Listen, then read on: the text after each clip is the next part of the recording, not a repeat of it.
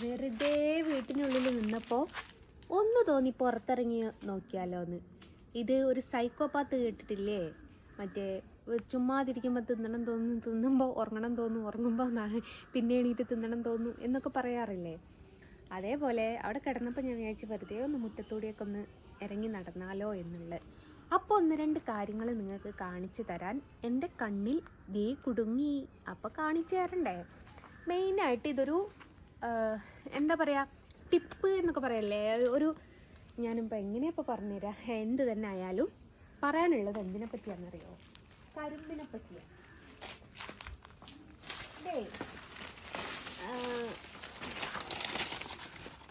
ഈ കരിമ്പ് അത് നമ്മളൊക്കെ മുമ്പേ കേൾക്കുന്ന ഒരു കാര്യം എന്താ വെച്ചാൽ, കരിമ്പ് നടുക, കരിമ്പിൻ്റെ കഷ്ണം വെട്ടിയിട്ടാണ് എന്ന് പറയലില്ലേ? പക്ഷെ അതിനേക്കാട്ടിലും നട്ടാൽ പെട്ടെന്ന് ഉണ്ടാവുന്ന ഒരു സംഭവം എന്താണെന്നറിയോ? കരിമ്പിൻ്റെ തൂമ്പ് ഭാഗം ഉണ്ടല്ലോ, ഈ തൂമ്പ് ഭാഗം വേണം നമ്മൾ കുത്തിയിടാൻ, എന്നാൽ പെട്ടെന്ന് അത് മുളയ്ക്കുമെന്ന് പറഞ്ഞിട്ടുണ്ട്. ഞാൻ എൻ്റെ കൂട്ടുകാരിയുണ്ട് സിനി, അപ്പോൾ അവളുടെ വീട്ടിൽ പോയ സമയത്ത്, അവൾ വയനാട് കൽപ്പറ്റയാണ്, അപ്പോൾ അവിടെ പോയ സമയത്ത് അവിടെ നിന്നാണ് എനിക്ക് ഈ കരിമ്പ് കിട്ടുന്നത്. അവൾ പറഞ്ഞു അവിടെ ഒരുപാട് കരിമ്പുണ്ട്, കുറച്ച് വെട്ടിക്കൊണ്ടോടുന്നു. ഞാൻ പോസ്റ്റൊക്കെ ഇട്ടിട്ടുണ്ട് അവിടുന്ന് വെട്ടുന്നത്. അപ്പോൾ കരിമ്പ് വെട്ടിങ്ങാനപ്പോൾ അപ്പോഴേ അവൾ പറഞ്ഞു ഇനി കുറച്ച് തൂമ്പ് കൊണ്ടോട്, ഇതാകുമ്പോൾ പെട്ടെന്ന് ഉണ്ടാവുന്നു. എന്നപ്പോൾ ഞാൻ പറഞ്ഞു തൂമ്പൊക്കെ എങ്ങനെയാണ് ഉണ്ടാവുക എന്നുള്ള ഒരു ചിന്താഗതിയിൽ പിന്നെ അവളോട് നമുക്ക് എതിർത്ത് പറയാൻ പറ്റൂലല്ലോ.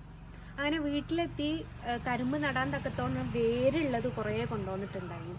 അപ്പോൾ വാപ്പിനോട് ഞാൻ പറഞ്ഞു, വാപ്പി ഏതെങ്കിലും നട്ട് വെക്കണോ? പിന്നെ സിനി പറഞ്ഞിട്ടുണ്ട് തൂമ്പാണ് പിന്നെ ഇതാക്കണ്ടേ, കുഴിച്ചിടേണ്ടതെന്ന്. അപ്പോൾ എന്നോട് തന്നെ എന്നെ കളിയാക്കിയതായിരിക്കും എന്ന് പറഞ്ഞു. അമ്മ എന്നാലും വേണ്ടിയില്ല, നമുക്ക് അതും ഒന്ന് നട്ട് നോക്കാമെന്ന് പറഞ്ഞ് ഞാനും വാപ്പിയും തൂമ്പും നട്ട്, ഈ പറഞ്ഞതുപോലെ വേരുള്ള ഭാഗവും നട്ട്.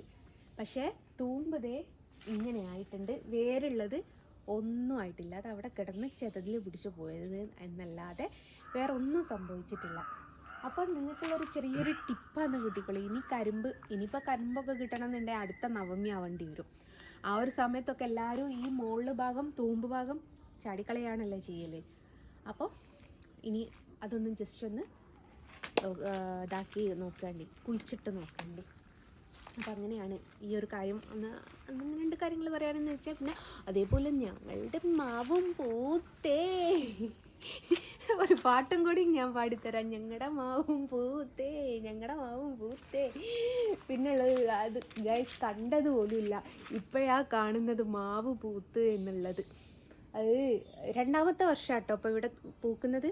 കഴിഞ്ഞ വർഷമാണ് ആദ്യമായിട്ട് പൂത്തത്. ഇത് മാവ് നമ്മൾ കുഴിച്ചിട്ടതൊന്നല്ല കേട്ടോ, നമ്മൾ മാങ്ങ കഴിച്ചിട്ട് അണ്ടിയേറിയില്ലേ, അങ്ങനെ പടുവള മുളിച്ചതാണിത്. പടുവള എന്നിട്ടോ ഞങ്ങളുടെ നാട്ടിലേക്ക് പറയാം. ഭാഷ മനസ്സിലാവുന്നുണ്ടോ എന്നുള്ളത് എനിക്ക് മനസ്സിലാവുന്നില്ല. അപ്പോൾ പടുവള മുളിച്ച ഇതാണ്. അപ്പോൾ ഒരാൾക്കൊരു ബുദ്ധിമുട്ടുമില്ല. സെപ്റ്റിക് ടാങ്കിൻ്റെ കുഴി ഇവിടെ ഉണ്ട് എന്ന് പറഞ്ഞപ്പോൾ ഇത് വലിയ ഇങ്ങോട്ട് വരൂല, ഇതവിടെ നിന്നോട്ടെ എന്ന് പറഞ്ഞിട്ട് പിന്നെ അത് അവിടെ അങ്ങ് വെച്ചതായിരുന്നു. അപ്പോൾ ഞങ്ങൾക്ക് വീടിൻ്റെ നേരെ മുമ്പിലൊരു ഗുളികൻ തറയുണ്ട്. അപ്പോൾ അത് ജസ്റ്റ് ഒന്ന് മടങ്ങി നിൽക്കല്ലോ എന്നുള്ളത് കൊണ്ട്, നമുക്ക് വാതിക്ക് നേരെ ആയതുകൊണ്ട് അങ്ങനെ ഈ മാവ് അവിടെ തന്നെ നിന്നോട്ടെ എന്ന് പറഞ്ഞു.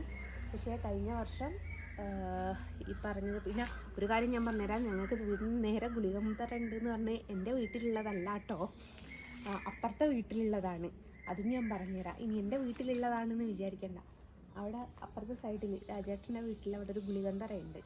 അപ്പം നമ്മൾ സന്ധ്യാസമയത്തൊക്കെ വാങ്ങിൻ്റെയൊക്കെ സമയം ഉണ്ടല്ലോ, സന്ധ്യാസമയത്തൊക്കെ വാതിൽ തുറക്കുന്ന സമയത്ത് ഇതാ നേരിട്ട് കാണുക. അപ്പോൾ അതിനൊരു മറവ് എന്നുള്ള രീതിയിൽ മാവട വന്നപ്പോൾ ഓക്കെ അതവിടെ വെക്കാമെന്ന് പറഞ്ഞു. കഴിഞ്ഞ പ്രാവശ്യം അപ്പുറത്തെ സൈഡിലേക്ക് ഒന്നായിട്ട് മാങ്ങ എങ്ങനെയൊക്കെ പറയിപ്പിക്കാനുണ്ടാവുമോ അങ്ങനെയൊക്കെ നിറയെ ഉണ്ടായി. ഞാൻ ദീൻ തരികിടത്തവും ദേ കിടക്കുന്നു കൊമ്പ് പൊട്ടിത്തായ. അങ്ങനെ എന്നിട്ട് ഇപ്രാവശ്യത്തെ ഒന്നായിട്ട് ഭ്രാന്ത് പിടിച്ചതിൻ്റെ മാതിരി ഉണ്ടായിട്ടുണ്ട്. ഇപ്പം കണ്ണിമാങ്ങ അച്ചാറൊക്കെ എൻ്റെ ഉമ്മ ഭയങ്കര ഹാപ്പി ആയിരിക്കും ഇത് കേട്ടാൽ. കാരണം കണ്ണിമാങ്ങ അച്ചാറും ഈ കണ്ണിമാങ്ങ കൊയ്യല്ലോ, അത് ഒരു തല അച്ചാർ, വലുതായ വേറൊരു തല അച്ചാർ. കഴിഞ്ഞ പ്രാവശ്യം പഴുപ്പിച്ചിട്ട് വലിയൊരു ടേസ്റ്റ് ഇല്ല, ഇങ്ങനൊരു ചകിരി നാരൊക്കെ കഴിക്കും പോലെ ഉണ്ട്. ഈ വർഷത്തെ എന്താണെന്ന് അറിയില്ല കേട്ടോ. അപ്പോൾ അതാണ് കടലിൽ വെള്ളം മുട്ടോ മോനെ? ഗൈസ്, ഞാൻ പുറത്തേക്ക് ഇറങ്ങാറേ ഇല്ല. ഈ പുറകു വശങ്ങളൊക്കെ നന്നാക്കാൻ വേണ്ടിയിട്ട് ഇടയ്ക്ക് ഒരാൾ വന്നിട്ട് നന്നാക്കി പോകല. അത്രത്തോളം ഞാൻ പുറത്തേക്ക് ഇറങ്ങാറില്ല. ഞാൻ അതിൻ്റെ ഉള്ളിൽ കുത്തിരുന്ന് വരയ്ക്കൽ എന്നാ പരിപാടി. കടലിൽ വെള്ളം എത്തിക്കോ? വെള്ളം ഭയങ്കരല്ലേ, ഉത്സവമൊക്കെ ആവുമല്ലോ. ഇവിടെ വീടിൻ്റെ മുമ്പിൽ തന്നെ കനാലാട്ടോ. അപ്പോൾ അമ്പലത്തിൽ ഉത്സവം ആവാനായിട്ടുണ്ട്. എന്നാണെന്നറിയോ? പോസ്റ്റർ അങ്ങ് വന്നില്ല. ഇവിടെ തൊട്ടടുത്ത അമ്പലത്തിൽ ഉത്സവമുണ്ട്. ഈ മാസമാണ് വരാറുള്ളത്. ഉത്സവമൊക്കെ ആകുമ്പോഴേക്കും കനാലിൽ വെള്ളം വിടുന്ന ഒരു പരിപാടി ഉണ്ട്. ഇപ്രാവശ്യം എന്താ പറ്റിയെന്ന് അറിയില്ല. ഞങ്ങൾക്ക് അതുകൊണ്ട് വെള്ളത്തിന് യാതൊരു ബുദ്ധിമുട്ടുമില്ല കേട്ടോ. ഇവിടെ പടച്ചോൻ സഹായിച്ചിട്ട് അങ്ങനത്തെ ഒരു സംഭവമുണ്ട്. എല്ലാവർക്കും വേനൽക്കാലത്ത് വെള്ളം കിട്ടായിയാണ്, പക്ഷെ ഞങ്ങൾക്കൊക്കെ വേനൽക്കാലത്ത് വേണ്ടായിയാണ്. വേനൽക്കാലത്ത് മാത്രമേ ഈ കനാലിൽ വെള്ളം ഉണ്ടാവുള്ളൂ.